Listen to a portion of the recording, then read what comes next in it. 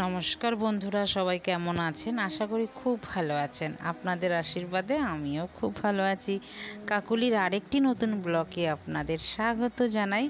আজকে সকালবেলা রুটি তরকারি খেয়ে রান্নাঘরে এসেছি। সেই যে মা যে ইলিশ মাছটা দিয়েছিল আজকে রান্না করব।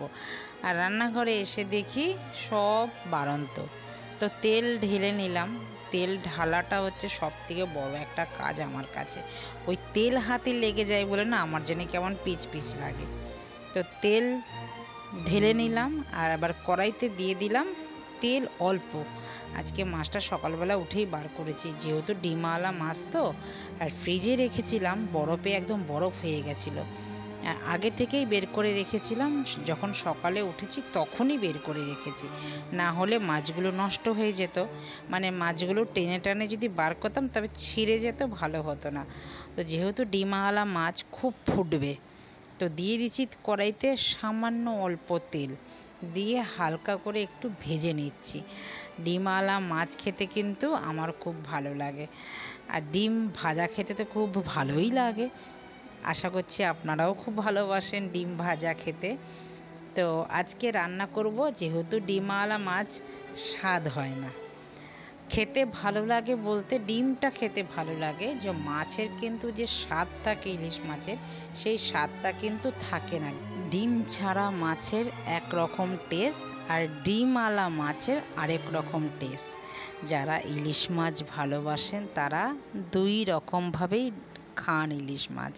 আমি যেরকম মানে ডিমওয়ালা মাছও খেলাম, ডিম ছাড়াও মাছ খেলাম। আর ডিম দিয়ে টক খেয়ে দেখবেন একদিন। কি আমি টক বানাতাম, কিন্তু আজকে না ডিমগুলো মাছের থেকে খুলতে পারলাম না। যেই মাছ যেহেতু আমি কাটতে পারি না বলে হয়তো খুলতে পারলাম না, বাজার থেকে কেটে আনলে হয়তো খুলে দিত।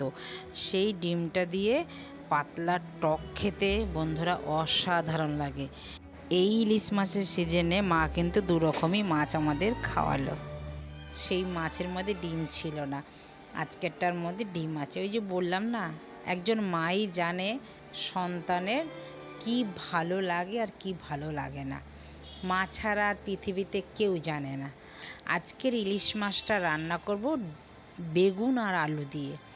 এইভাবেও ইলিশ মাছ আমার মা রান্না করে, বেগুন আলু দিয়ে।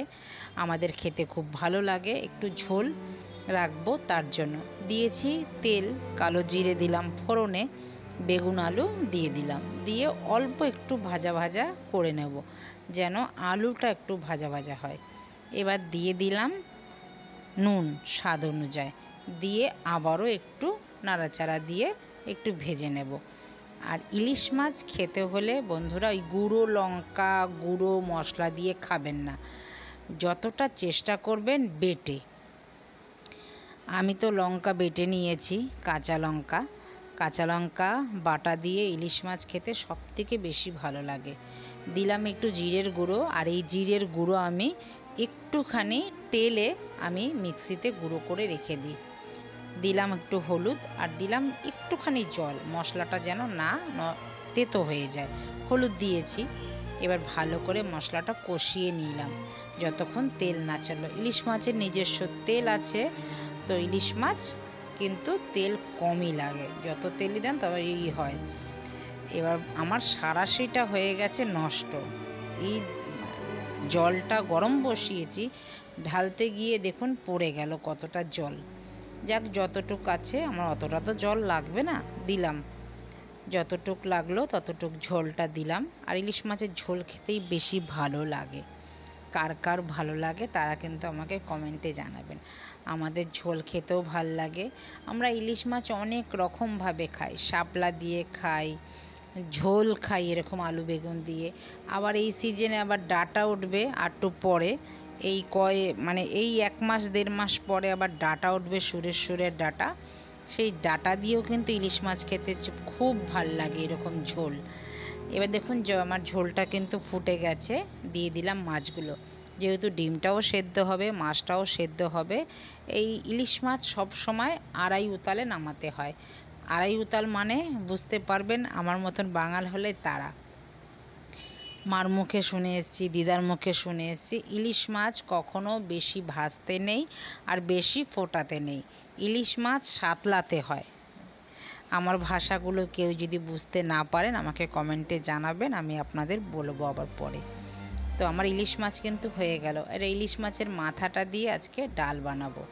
তো আজকে কিন্তু বেশি কিছু রান্না করলামও না, ইলিশ মাছ আর মাথা দিয়ে ডাল করব। মুগ ডাল কিন্তু না, মুগ ডাল আমরা অনেকেই খান ইলিশ মাছের মাথা দিয়ে মুগ ডাল দিয়ে, কিন্তু আমি কিন্তু মুগ ডাল খুব কম খাই। মুগ ডালটা খেলে আমাদের খুব একটা সুইট করে না, প্রচণ্ড অম্বল হয়। তো আমি কি করি, মসুর ডাল দিয়ে করি। মসুর ডাল দিয়ে বন্ধুরা একদিন ইলিশ মাছের মাথা দিয়ে খেয়ে দেখবেন, মসুর ডাল চিংড়ি মাছ দিয়ে খেয়ে দেখবেন, মসুর ডাল রুই মাছের মাথা দিয়ে খেয়ে দেখবেন, অসাধারণ লাগে। আমি অনেকভাবেই রান্না করি, আপনারা দেখেন আর কমেন্টেও জানান, আমার ভালোই লাগে। ইলিশ মাছ দিয়ে দিলাম, তেলটা গরম হওয়ার পরে লুকাটাও দিয়ে দিলাম। লুকাটা না হলে একটা লুকা কোথায় আর দেব, তার জন্য দিয়ে দিলাম। দিয়ে মাছটা একটু ভাজা ভাজা মাথাটা হলো, তেলটা তো রয়েছে দেখেছেন। এর মধ্যে দিলাম এবার কাঁচা লঙ্কা, শুকনো লঙ্কা, তেজপাতা আর সাদা জিরে ফোড়ন দেব।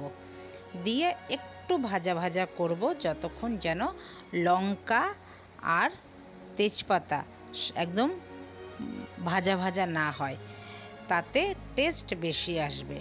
দেখুন আমার হয়ে গেছে। ডাল তো আমি আগেই ফুটিয়ে রেখেছি আমার ছোট্ট একটা প্রেশার কুকারের মধ্যে, সেটা তো আপনারা জানেন। আমি এই প্রেশার কুকারে ডাল বেশিরভাগটা সেদ্ধ করি, মানে সেদ্ধ বলতে আমি কিন্তু সিটি মারি না। সিটি মারলে ডাল কিন্তু গলে একটা লোদ লোদ ভাব হয়। আপনারাও এইভাবে রান্না করে একবার দেখবেন। ডালটা দেবেন, ডালের মধ্যে একটা দুটো লঙ্কা দেবেন, একটু তেল দেবেন আর একটু হলুদ দেবেন আর একটুখানি নুন দেবেন, দিয়ে সিটি মারা অবধি ওয়েট করবেন। সিটি মারতে দেবেন না, সিটি মারলেই ডাল দেখবেন লোদ লোদ হয়ে যায়। আমি কখনো সিটি মারি না তার জন্য। এবার সিটি যখন সুঁ করবে তখনই বন্ধ করে দেবেন। তারপরে যখন নাকি ভাপটা বেরোবে তখন খুলবেন, ডালটা ঘুটে নেবেন, দেখবেন। একবার এইভাবে আপনারা করে আমি যেইভাবে বললাম। চলুন আমার ডালও হয়ে গেছে। ডালটা নামিয়ে নিলাম। সারাশিটা ভালো না বলে ডালটা ঢালার দেখাতে পারলাম না বন্ধুরা। এবার বলতে বলতেই বৃষ্টি চলে এসছে, তো আকাশটাও বেশ ভালো লাগছে, মনটাও ভালো লাগছে। ভিডিওটা তবে আমি এইখানেই রাখছি, দেখা হচ্ছে আবারও নতুন একটি ব্লগে। ততক্ষণে সবাই ভালো থাকবেন, সুস্থ থাকবেন। আর ভিডিওটা যদি কোথাও ভালো লেগে থাকে লাইক কমেন্ট শেয়ার করে আমার পাশে থাকবেন। দেখা হচ্ছে পরবর্তী ব্লগে। নমস্কার।